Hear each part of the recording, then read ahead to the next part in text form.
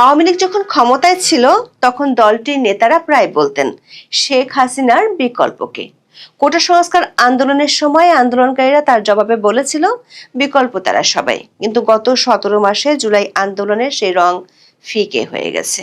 নানামুখী বিশ্লেষণ চলছে, শান্তিতে নোবেল বিজয়ী থাকা সত্ত্বেও কেন বাংলাদেশ শ্রীলঙ্কা হতে পারল না, নিদান পক্ষে নেপালের মতো হতে পারল না কেন।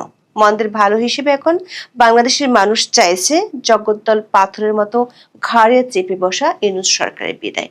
সামনে নির্বাচন, অনির্বাচিত সরকার অধ্যায় শেষে গণতন্ত্রে ফিরবে বাংলাদেশ, সেই আশাই করা হচ্ছে।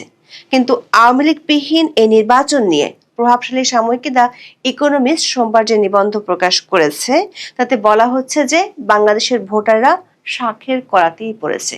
দেশটির ভোটারদের সামনে আছে কলঙ্কিত অতীতের একটি দল, তার বিকল্প হিসেবে আছে তালেবান ঘরানার আরেকটি দল। এর মধ্য থেকে আগামী 12 ফেব্রুয়ারি নির্বাচনে একটি বেছে নিতে হবে বাংলাদেশিদের। এর মধ্যে সবচেয়ে বড় বিপাকে পড়েছে দেশে থাকা নির্বাহী আদেশে কার্যক্রম নিষিদ্ধ থাকা আওয়ামী লীগের নেতারা।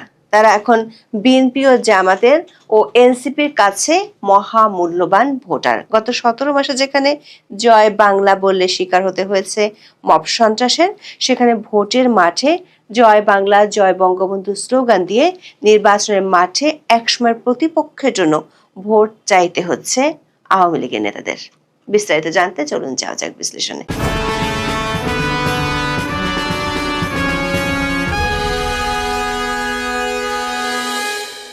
2রা ফেব্রুয়ারি ইকোনমিস্টের ওয়েবসাইটে বাংলাদেশ নিয়ে নিবন্ধটি প্রকাশিত হয়। নির্বাচনী প্রচারে নেমে তারেক রহমানের সাড়া পাওয়ার বর্ণনা দিয়ে শুরু হয়েছে ইকোনমিস্টের প্রতিবেদনটি, যেখানে বলা হয়েছে তারেক রহমান বুলেট প্রুফ বাসের ভিতরে থেকে নির্বাচনী প্রচারণা চালাচ্ছেন।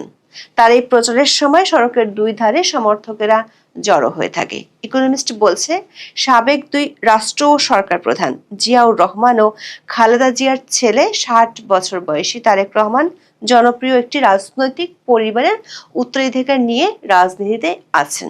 নিবন্ধটিতে বলা হয়েছে, আওয়ামী লীগের পতনের পর আসন্ন নির্বাচন নিয়ে যেমন আশাবাদী হওয়ার সুযোগ আছে, তেমনি শঙ্কার বহু দিকও আছে।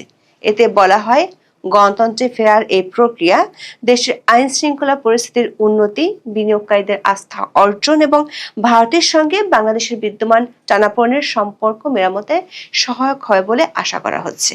তবে যে স্বপ্ন দেখিয়ে জুলাই আন্দোলন হয়েছিল, সেই স্বপ্ন যে অনেক দূরে চলে গেছে তাও তুলে ধরেছে ইকোনমিস্ট।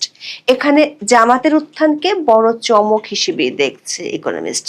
1971 সালে মুক্তিযুদ্ধের বিরোধিতাকারী দল জামাত বাংলাদেশের স্বাধীনতার বিরোধিতাই শুধু করেনি, পাকিস্তানি বাহিনীর সহযোগী হয়ে হত্যা, ধর্ষণ, লুটপাটেও নেমেছিল।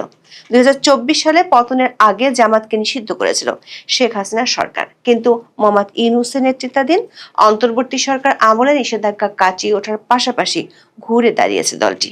ইকোনমিস্টের দৃষ্টিতে বাংলাদেশের জুলাইয়ের পট পরিবর্তনের পর সবচেয়ে সুবিধাজনক অবস্থানে দেখা যাচ্ছে জামাত এবং বিএনপিকে। তবে এখানে সবচেয়ে বড় চমক হচ্ছে জামাত।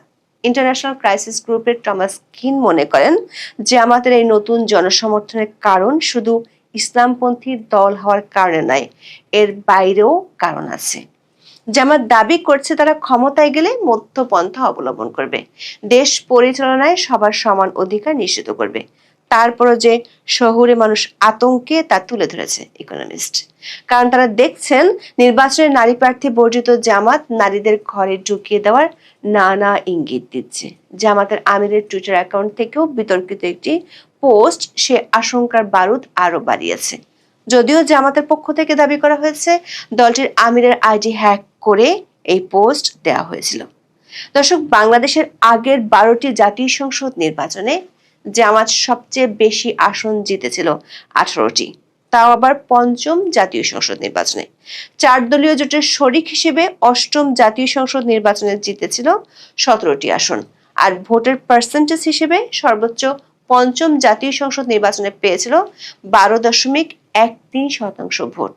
কিন্তু ত্রয়োদশ জাতীয় সংসদ নির্বাচনে প্রেক্ষাপট ভিন্ন। আওয়ামী লীগকে ভোটের মাঠ থেকে বাইরে রাখায় জামাত এখন বড় দল বিএনপির সঙ্গে পাল্লা দিয়ে নির্বাচনী প্রচার চালাচ্ছে। আওয়ামী লীগ থাকাকালে এই দুটি দল ছিল মিত্রতার বন্ধনে, এখন তাদের সেই বাঁধন আলগা হয়ে গেছে। জনমত জরিপে বিএনপির এগিয়ে থাকার তথ্য তুলে ধরি ইকোনমিস্ট লিখেছে, এর আগে বিএনপি 3বার ক্ষমতায় গেলেও তাদের শাসনকাল ছিল প্রশ্নবিদ্ধ। 2001 থেকে বিএনপি সরকার গঠনের পর তারেক রহমান কোনো পদে না থেকেও যে সবকিছু চালাতেন তা এসেছে নিবন্ধে। উইকিলিক্সের ফাঁস হওয়া তথ্যের বরাতে বলা হয়েছে, তারেক রহমান তখন ছিলেন বাংলাদেশে সবচেয়ে দুর্নীতিগ্রস্ত ব্যক্তিদের একজন। ঘুষ নেওয়ার জন্য তিনি হয়ে উঠেছিলেন কুখ্যাত। তার লন্ডনে থাকাটি ছিল স্বেচ্ছা নির্বাসন, তাও বলা হয়েছে নিবন্ধে। ইকোনমিস্ট বলছে, 17 বছর পর লন্ডন থেকে ফিরে তারেক রহমান এখন ক্ষমতায় গেলে নানা ইতিবাচক পরিবর্তনের প্রতিশ্রুতি দিচ্ছেন। তাকে এখন উদারপন্থী অনেকেই সমর্থন দিচ্ছেন। তারা ভাবছেন 17 বছর আগের তারেক রহমান আর এই তারেক রহমান এক নয়। কিন্তু তারপরও এই নির্বাচনে বাংলাদেশিদের জন্য বিকল্প দুটি মোটি আকর্ষণীয় নয় বলে দেশের একজন বিশ্লেষকের বরাতে বলেছে ইকোনমিস্ট। প্রভাবশালী এই সংবাদ মাধ্যমটি বলেছে, বাংলাদেশের সামনে এখন কলঙ্কিত অতীতের দলটি শাসনে নাকি তালেবান ঘরানার কোনো শাসনে পড়বে, সেটাই ভোটারদের সামনে বড় প্রশ্ন হয়ে দেখা দিয়েছে। নিবন্ধটিতে তালেবান ঘরানার দল হিসেবে বোঝানো হয়েছে জামাত ইসলামীকে, যারা আওয়ামী লীগ ক্ষমতা হারানোর পর স্বাধীন বাংলাদেশে নিজেদের সবচেয়ে সুসময় পার করছে। আর কলঙ্কময় দল হিসেবে বোঝানো হয়েছে বিএনপিকে, যে দলটি এখন তারেক রহমানের নেতৃত্বে চলছে। দর্শক, বিদেশি সংবাদ মাধ্যমে আসা এই অভিযোগগুলো নির্বাচনী প্রচারণা শুরু হওয়ার পর থেকে দুই দলের শীর্ষ নেতাদের মুখেও শোনা যাচ্ছে। আনুষ্ঠানিক প্রচারের শুরু থেকেই দুই বড় জোটের তরফে একে অপরকে আক্রমণ করে বক্তব্য দেওয়া হচ্ছে। কখনো নেতারা সরাসরি বলছেন, কখনো কোনো দলের নাম না নিয়ে আকারে ইঙ্গিতে অতীত কর্মকাণ্ডের সমালোচনা করছেন, কখনো বা বিভিন্ন অভিযোগ আনছেন পরস্পরের বিরুদ্ধে। তবে জামাত ও বিএনপি নিজেদের মধ্যে যতই অভিযোগ আর পাল্টা অভিযোগ করুক না কেন, একটি বিষয়ে দল দুটির মধ্যে মিল দেখা যাচ্ছে। সেটি হলো আওয়ামী লীগের ভোট ব্যাংকে কিভাবে বাগানো যায়। আওয়ামী লীগের নেতাকর্মীদের সমর্থন আদায় করতে জামাত ও বিএনপি একেবারে আদা জল খেয়ে নেমেছে। 3রা ফেব্রুয়ারি মাদারীপুর 1 বা শিবচর আসনে অভাবনীয় কাণ্ড ঘটেছে। দৈনিক প্রথম আলোর খবরে বলা হচ্ছে, বিএনপির প্রার্থী নাদিরা আক্তারের উঠান বৈঠকে উপস্থিত হন দীর্ঘদিন পলাতক থাকা, কার্যক্রম নিষিদ্ধ আওয়ামী লীগের আলোচিত অন্তত 20 জন নেতাকর্মী। বিএনপির প্রার্থীকে বিজয়ী করতে তারা এই উঠান বৈঠকে হাজির হয়ে দেন বক্তব্য। জয় বাংলা, জয় বঙ্গবন্ধু স্লোগান দিয়ে চেয়েছেন ধানের শীষে ভোটও। আওয়ামী লীগের এসব নেতার দাবি, তারা সাবেক চিফ হুইপ নুরি আলম চৌধুরী লিটনের নির্দেশে ধানের শীষের প্রার্থীর পক্ষে নির্বাচনী প্রচারে সমর্থন জানাচ্ছেন। আওয়ামী লীগের এমন প্রচারকে ঘিরে স্থানীয় রাজনীতিতে নতুন করে আলোচনা ও বিতর্কের সৃষ্টি হয়েছে। উঠান বৈঠকে শিবচর পৌরসভার 1 নম্বর ওয়ার্ডের সাবেক কাউন্সিলর ও আওয়ামী লীগ নেতা আক্তার হোসেন খান জয় বাংলা স্লোগান দিয়ে 3 মিনিটের বক্তব্য দেন। এ সময় তিনি বিএনপির ধানের শীষের পক্ষে কাজ করে যাওয়ার প্রতিশ্রুতি দেন। বক্তব্য শেষে তিনি জয় বাংলা, জয় বঙ্গবন্ধু বলেন। দর্শক, কিছুদিন আগেও জয় বাংলা বললে যেখানে মব সন্ত্রাসের শিকার হতে হতো, জয় বঙ্গবন্ধু বললে সরকার ও তার মিত্র দলগুলো ফ্যাসিস্টের দোসর আখ্যা দিত, সেখানে এখন প্রতিপক্ষের জন্য ভোট চাইতে গিয়ে এই স্লোগান ফিরে আসছে।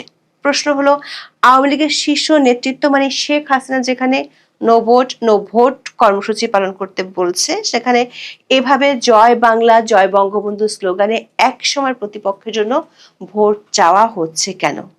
সবশেষ 4 ফেব্রুয়ারি দিল্লিতে শেখ হাসিনার সাথে দলের নেতাদের যে বৈঠক হয়েছে, সেখানেও তিনি একই নির্দেশ দিয়েছেন। দলের অন্য একটি সূত্র বলছে, দুটো কারণে অনেক আসনে, বিশেষ করে যেসব আসন আওয়ামী লীগের দুর্গ বলে পরিচিত, সেগুলোতে আওয়ামী লীগের নেতাকর্মীদের কৌশলী হতে হচ্ছে। প্রথমত, নির্বাচনের আগেও পরে বিএনপি জামাতের নির্যাতন থেকে বাঁচতে। দ্বিতীয়ত, এর মধ্যে বিভিন্ন জরিপ, আন্তর্জাতিক সম্প্রদায়ের মতামতের একটি বিষয় পরিষ্কার হয়েছে, আওয়ামী লীগের জনভিত্তি আছে। সেটি আরো বেশি প্রাসঙ্গিক করে তোলার জন্য আপাতত দলটির স্থানীয় অনেক নেতা এমনটা করছেন।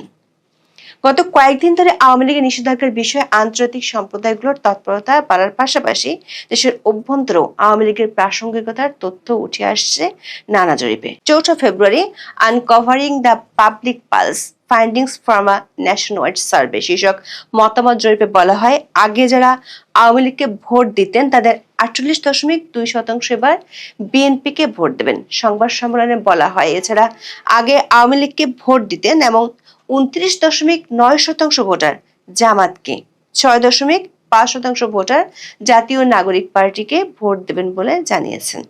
কমিউনিকেশনস অ্যান্ড রিসার্চ ফাউন্ডেশন বা সিআরএফ ও Bangladesh election and public opinion studies একসঙ্গে এই জরিপ করেছে। এখন এ পর্যন্ত। সবাই ভালো থাকুন, সুস্থ থাকুন, নিরাপদে থাকুন। দেখা হবে আগামী পর্বে।